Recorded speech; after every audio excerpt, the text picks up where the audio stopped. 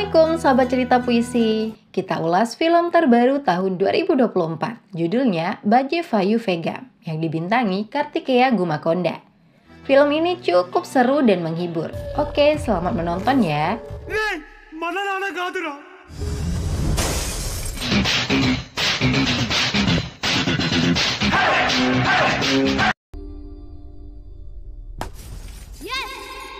Venkat menjalani masa anak-anak dengan bahagia di desa Rajanapet, negara bagian Telangana. Tapi saat pulang bermain, Venkat menemukan kedua orang tuanya sudah tidak bernyawa. Orang tua Venkat memilih mengakhiri hidup karena tidak mampu membayar hutang. Venkat jadi yatim piatu dan hidup sebatang kara. Belum lagi dia harus menanggung hutang orang tuanya.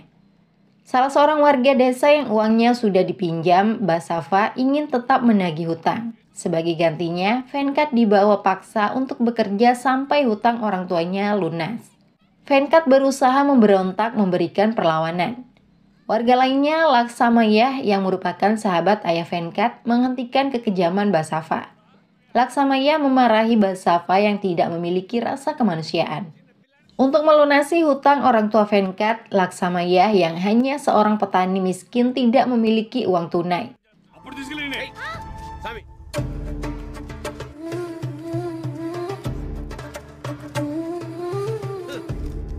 Laksamaya rela memberikan sebagian tanahnya kepada Basava. Tindakan Laksamaya membuat Basava malu sendiri. Penduduk desa yang lain juga jadi membenci Basava.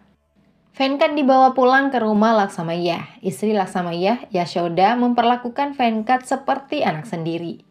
Begitu pula dengan putra kandung mereka, Rajaram alias Raju, mau menerima Venkat.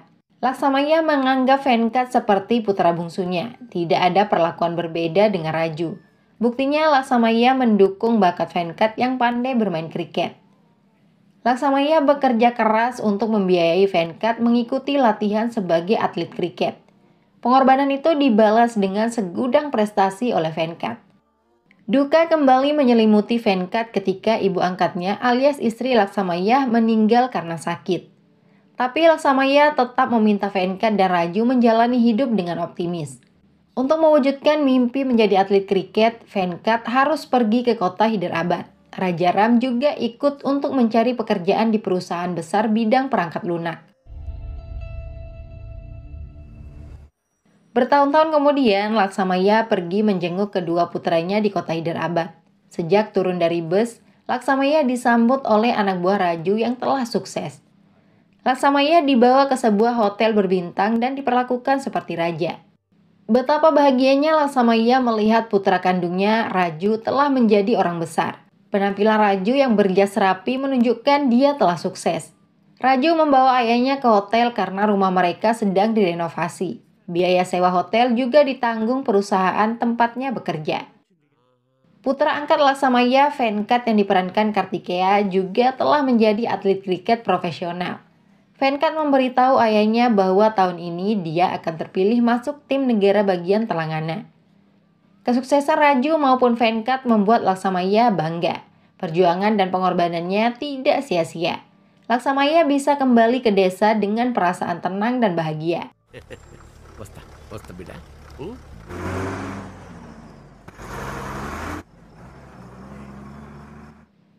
Setelah ayah mereka meninggalkan kota Hyderabad, raut wajah Venkat dan Raju berubah drastis. Tidak ada lagi senyum ceria seperti sebelumnya. Karena ternyata kesuksesan yang mereka pertontonkan kepada sang ayah hanya tipuan belaka. Pekerjaan Raju sebenarnya adalah supir hotel. Orang-orang yang menyambut Laksamaya bukanlah anak buah Raju, tapi rekan kerjanya sesama supir dan karyawan. Raju dan Venkat juga tinggal di rumah kos sederhana. Sejujurnya Raju merasa bersalah selalu menipu ayah tercinta, tapi tidak mungkin mereka memberitahu fakta sebenarnya. Ayah mereka bisa sedih jika mengetahui kedua putranya telah dipecundangi dunia. Ayah mereka pasti akan lebih menderita jika mengetahui anak-anaknya telah kalah dalam hidup. Raju dan Venkat sepakat akan bicara jujur setelah mereka bisa mengembalikan tanah di desa. Kita hidup hemat agar bisa membeli kembali tanah yang dijual ayah untuk kita. Setelah tabungan cukup, kita akan mengatakan yang sebenarnya kepada ayah, ucap Venkat. Hidup di tanah rantauan tidak semudah mulut orang-orang.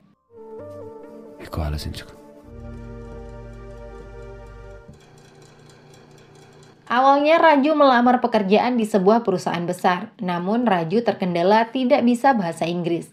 HRD perusahaan di sana, Bhupal, bisa mentolerir asalkan Raju memberinya uang 5 lak. Raju pasti diterima kerja tanpa wawancara. Raju meminta uang 5 lak kepada ayahnya di desa melalui Ganesh selaku sepupu. Laksamaya terpaksa menjual lagi sebagian lahannya demi Raju mendapatkan pekerjaan. Setelah uang diserahkan kepada Bhupal, Raju terbukti bisa bekerja di perusahaan yang diincar. Tapi setelah beberapa hari, pejabat tinggi perusahaan memecat Raju karena dianggap menggunakan sertifikat pengalaman palsu. Bhupal justru lepas tangan. Raju disalahkan dan dituduh menipu.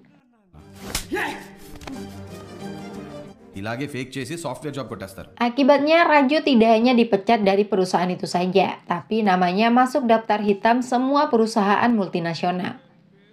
Nasib lebih memalukan menimpa Venkat. Awalnya Venkat fokus mengejar karir sebagai atlet kriket. Tapi Venkat tidak masuk atlet negara bagian. Alih-alih mengejar mimpinya, Venkat justru lebih sering mengikuti taruhan pertandingan kriket di TV. Yes.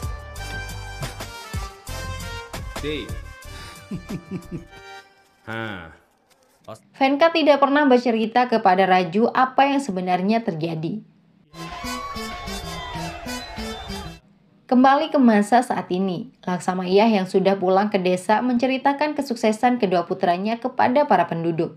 Laksamaya benar-benar bahagia dan bangga.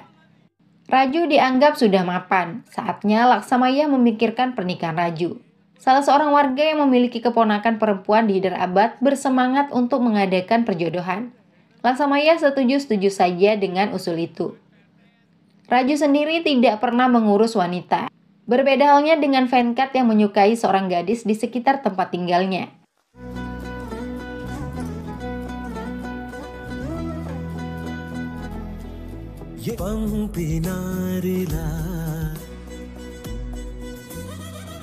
Bahkan Venkat berpacaran dengan gadis bernama Indu itu.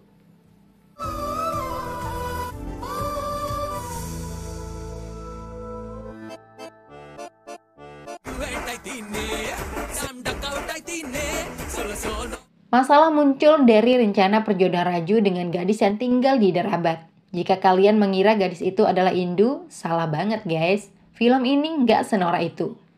Masalahnya, pihak keluarga perempuan telah menyelidiki kondisi dan pekerjaan Raju di Hyderabad. Hasil yang didapatkan, Raju sama sekali bukan pemuda sukses yang bekerja di perusahaan besar seperti cerita Laksamaya. Raju hanya supir di hotel. Basava yang mengetahui fakta itu memiliki modal untuk membalas Laksamaya karena pernah dipermalukan dulu. Basava mengumpulkan warga dan juga Laksamaya. Di hadapan semua orang, Basava mengungkap bahwa Raju sama sekali bukan pemuda sukses yang bekerja di perusahaan besar seperti cerita Laksamaya. Raju hanya supir di hotel tempat Laksamaya dijamu.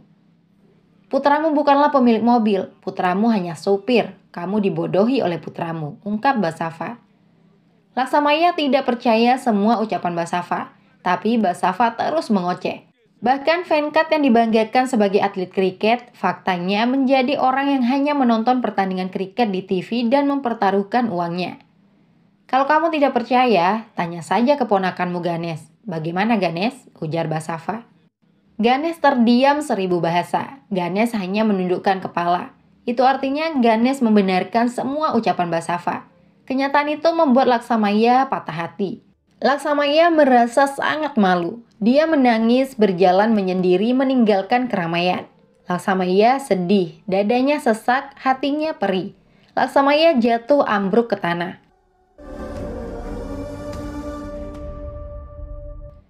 Ganesh memberitahu Venkat dan Raju tentang apa yang telah terjadi di desa. Tanpa berpikir apapun, mereka langsung pergi untuk melihat kondisi ayah tercintanya di rumah sakit. Menurut keterangan dokter, paru-paru Laksamaya dalam kondisi sangat buruk akibat sering terkontaminasi pestisida di sawah. Tubuhnya sudah tidak merespon obat. Satu-satunya solusi menyelamatkan Laksamaya hanya dengan transplantasi yang biayanya sekitar 20 lak. Venkat dan Raju masuk ruangan menemui ayah mereka dengan langkah malu-malu. Mereka sadar telah melakukan kesalahan fatal. Tapi hebatnya Laksamaya sama sekali tidak marah. Laksamaya menyadari kedua putranya berbohong bukan untuk menipu. Semua itu dilakukan untuk membuat dirinya bangga dan bahagia.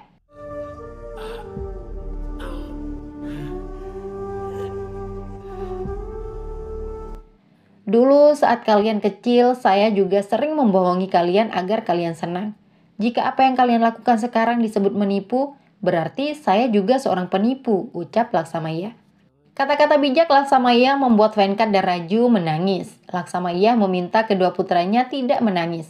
Gagal mencapai mimpi bukan berarti sudah kalah. Anak-anaknya harus bangkit untuk mencari peluang lain. Venkat dan Raju semakin menangis saat diminta berhenti menangis. Apalagi ayah mereka tidak peduli dengan kesehatannya. Bagi Laksamaya, masa depan kedua putranya jauh lebih penting.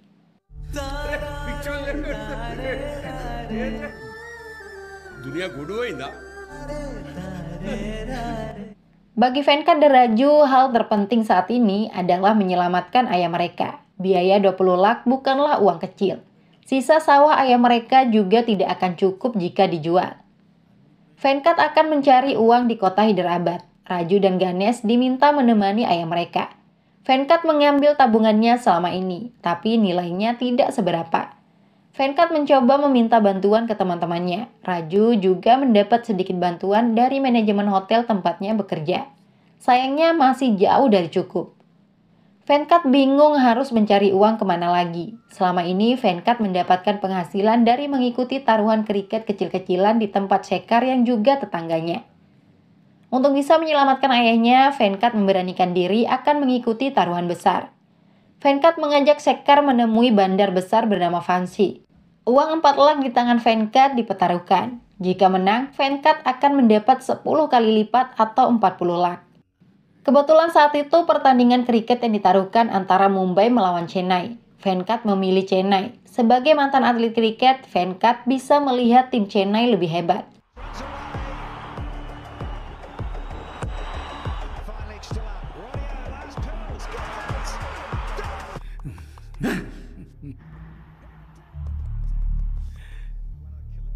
Benar saja, Chennai memenangkan pertandingan. Itu artinya Venkat memenangkan taruhan.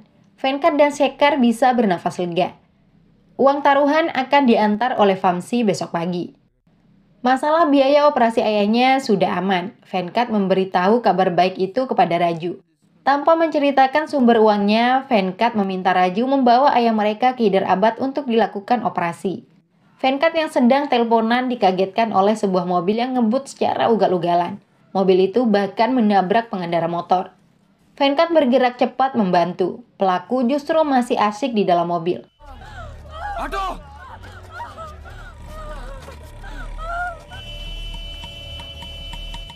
Venkat semakin emosi karena sikap pelaku yang bernama Bablu itu sangat belagu. "Apa kamu pikir jalan ini milik ayahmu?" ujar Venkat. Bablu dengan santainya menjawab bahwa jalan di Hyderabad memang milik ayahnya. Venkat memegang kerah baju Bablu. Keributan terjadi. Untungnya polisi yang sedang patroli menghentikan keributan. Polisi lebih berpihak pada Bablu yang jelas-jelas bersalah, karena ternyata Bablu adalah putra wali kota Hyderabad. Pantas saja Bablu belagu. Polisi pun memaksa Venkat meninggalkan lokasi.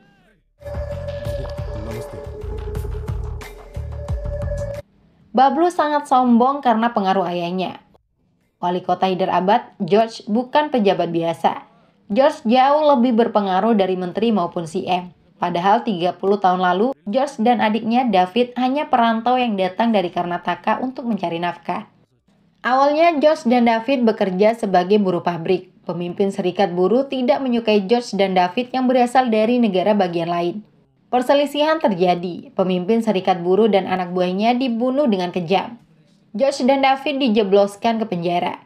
Tapi keberanian mereka menarik perhatian MLA atau wakil rakyat saat itu. Apalagi selama ini MLA sering berselisih dengan pemimpin serikat buruh. MLA membebaskan George dan David. Hidup kedua orang itu kemudian sepenuhnya mengabdi kepada MLA. Berkat George dan David, MLA berhasil menjadi menteri. Masalah apapun yang muncul akan diselesaikan dengan cara kekerasan. Tidak ada yang berani melawan. George dan David tumbuh menjadi gangster paling ditakuti di Hyderabad. George kemudian menjadi wali kota. David dengan setia mendampingi George alias tetap hidup seperti gangster. Sedangkan MLA mereka yang menjadi bos sudah menduduki posisi nomor 1 di negara bagian sebagai CM atau ketua menteri. David pandai mencari uang sehingga semua partai politik bisa dikuasai. David dan George adalah penentu siapa yang harus menang dalam pemilu.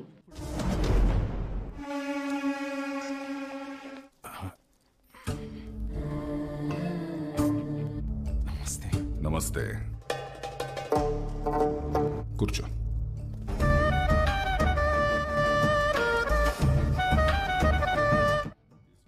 Baru-baru ini Menteri Dalam Negeri Prithviraj mendatangi George. Prithviraj memohon agar iparnya bisa mendapat tiket untuk ikut pemilu dari Dapil Nampali. Tapi George sudah memilih orang lain. Keputusan George tidak bisa diganggu-gugat. Adik George, David, akan marah jika ada yang berani mempertanyakan keputusan kakaknya. Prithviraj yang seorang menteri terpaksa gigit jari pergi dengan malu. David memang sangat ditakuti satu kota. Selain karena adik wali kota, David adalah bos kejahatan. Setiap hari Jumat, David biasa membawa seorang wanita ke hotel tempat Raju bekerja. Raju selalu dipercaya memarkirkan mobil David. Raju pasti diberi uang setiap kali bertemu David.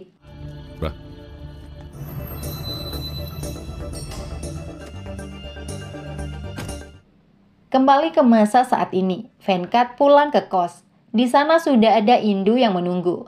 Indu sempat mendengar Venkat sedang butuh uang. Karena itulah Indu datang membawakan tabungannya.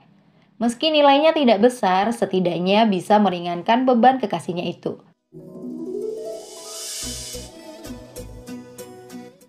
Venkat tersenyum dengan kepedulian dan kebaikan hati Indu. Tapi uang dari Indu tidak mau diterima. Masalah biaya operasi ayahnya sudah ada solusi. Keesokan paginya, geng Vamsi mendatangi Venkat sesuai janji. Venkat sangat senang.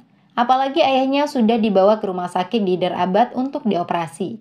Tanpa diduga, Vamsi datang bukan untuk memberi uang. Sebaliknya, Vamsi datang untuk menagih uang taruhan. Kamu kalah dalam taruhan, kamu memilih Mumbai, sedangkan yang menang Chennai. Kamu harus membayar 40 lakh, ucap Vamsi. Venkat kaget mendengar ucapan Vamsi. Padahal jelas-jelas Venkat memilih Chennai. Tapi begitulah dunia taruhan. Vamsi sudah mengatur semua orang yang menjadi saksi bahwa Venkat memilih Mumbai. Sekar yang ada di sana tidak berani membela Venkat. Hidup Sekar dan keluarganya bisa terancam jika melawan Vamsi. Venkat jadi bingung. Uang di lemarinya juga diambil oleh anak buah Venkat.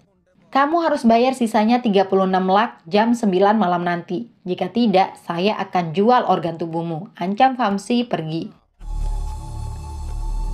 Hey, night 9.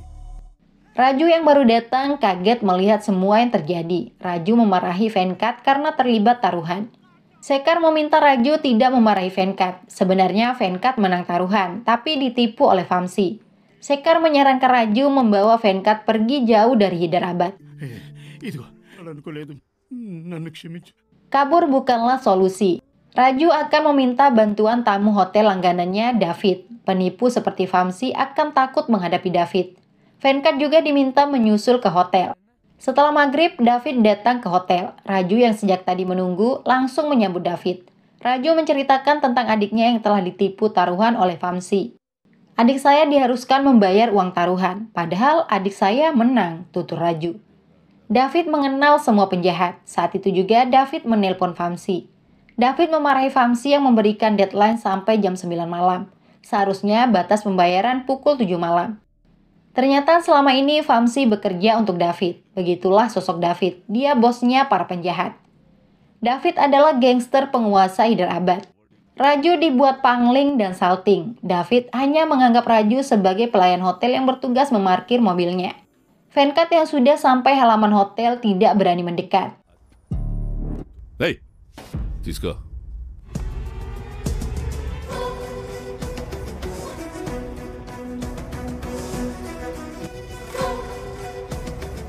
Hal yang membuat Venkat kaget, wanita yang dibawa David kali ini adalah Indu. Venkat syok melihat fakta itu. Venkat tidak pernah menyangka Indu menjajakan dirinya kepada David. Masalah jadi bertambah rumit. Tapi bukan saatnya terbebani urusan cinta. Hal terpenting saat ini adalah mendapatkan uang untuk biaya operasi. Venkat mengambil tindakan yang sangat nekat. Satu-satunya cara mendapatkan uang adalah mencuri mobil David. Venkat mengambil paksa kunci mobil di Raju.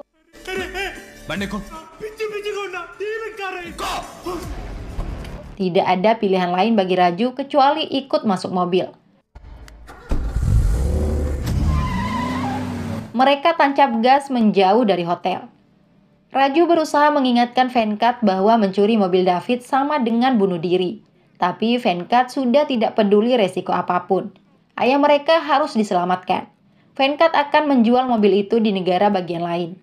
Raju menemukan ada tas di dalam mobil. Isinya uang tunai yang cukup banyak. Raju dan Venkat jadi melongo. Sampai-sampai Venkat tidak fokus menyetir dan hampir tabrakan dengan truk. Untung saja Venkat masih bisa mengendalikan setir.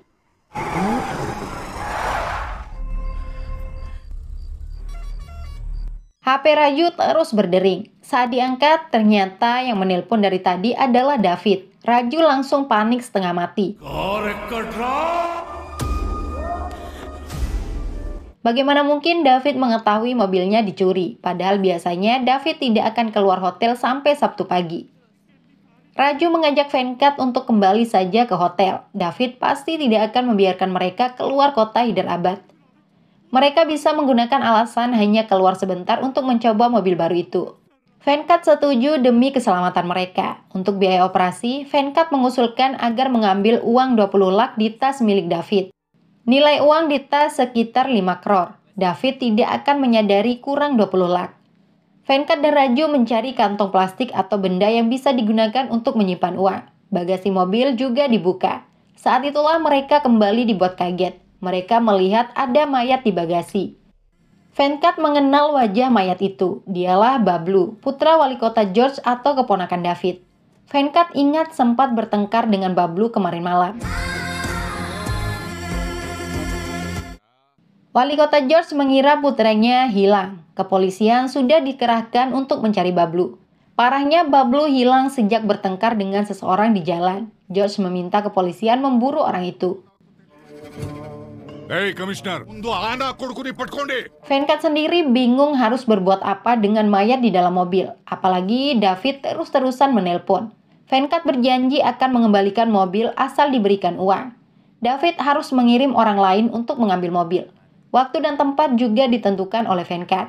David menyetujui syarat Venkat, tapi anak buahnya Guna tetap dikirim untuk mengawasi dari jauh. Setelah mobil diambil, Guna juga ditugaskan membawa Raju dan saudaranya.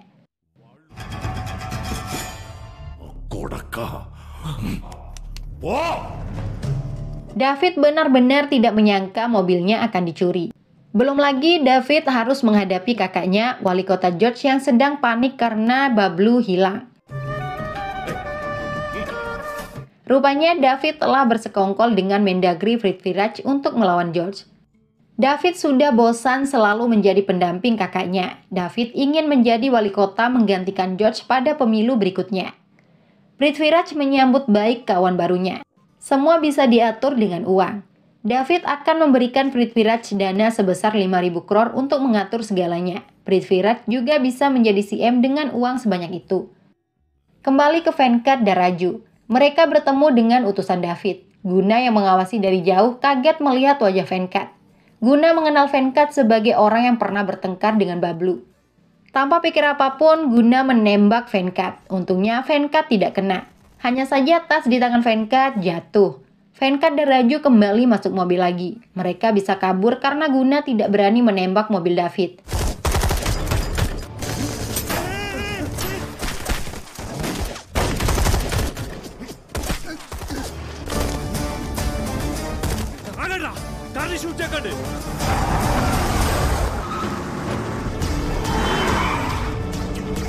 Guna gagal mengejar targetnya. Venkat dan Raju makin pusing, uang tidak didapatkan, mobil juga tidak bisa dijual. Apalagi ada mayat di dalamnya. Sementara kondisi ayah mereka semakin kritis.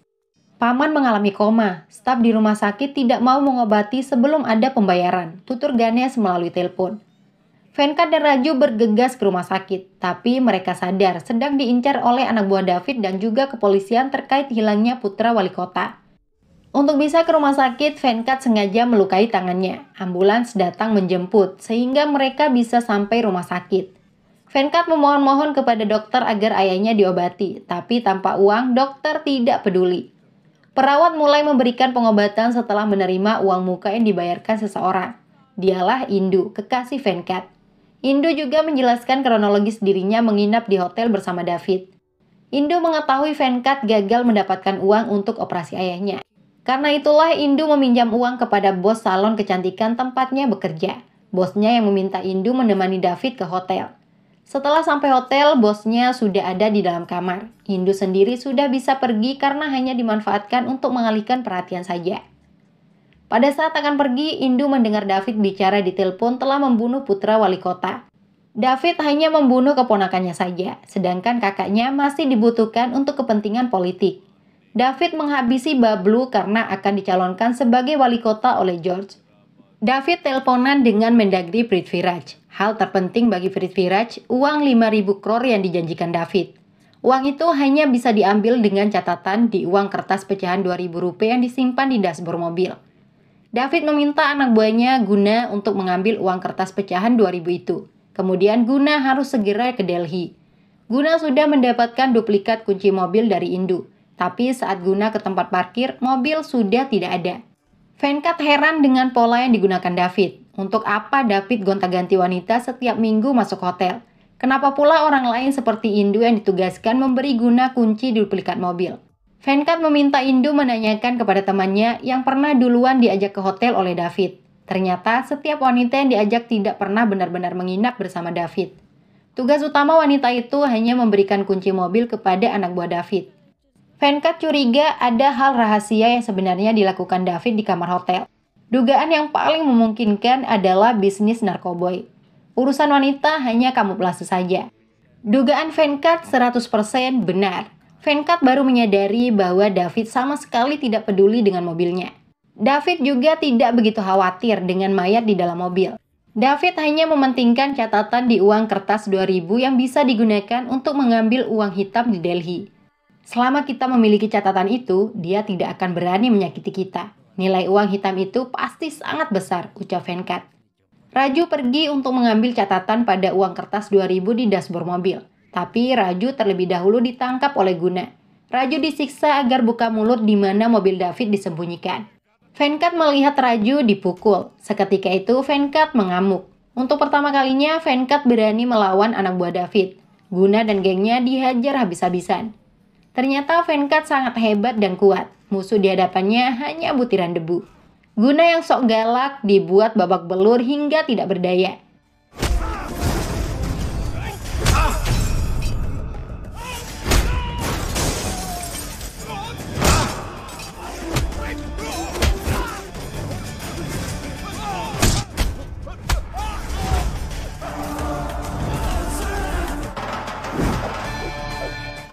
David bingung bagaimana cara harus mendapatkan mobilnya.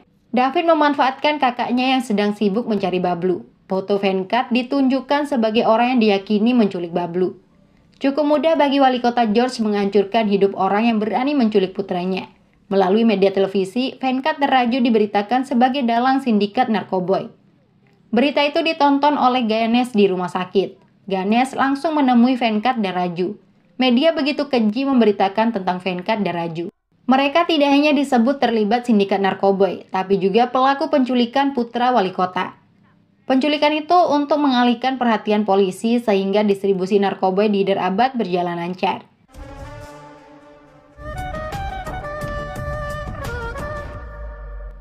Masalah lainnya, David sudah mengetahui keberadaan ayah Venkat dan Raju di rumah sakit. David akan membunuh ayah mereka.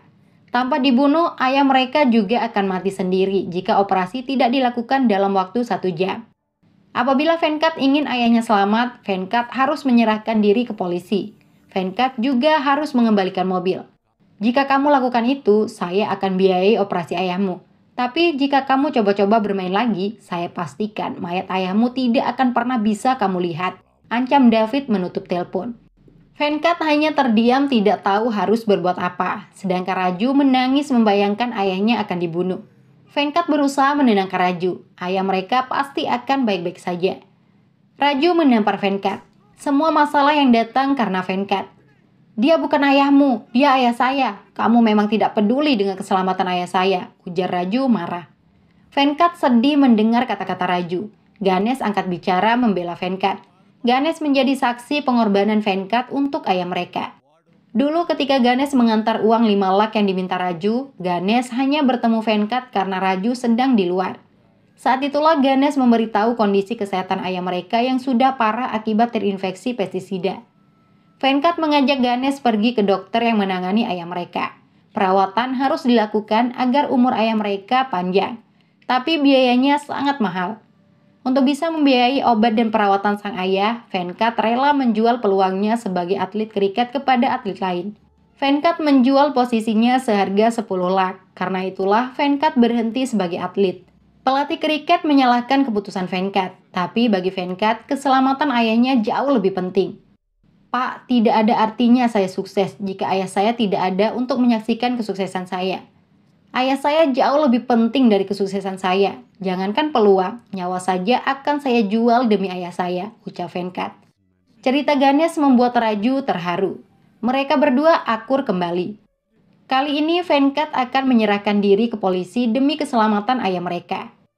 Raju diminta pergi menjaga ayah mereka di rumah sakit.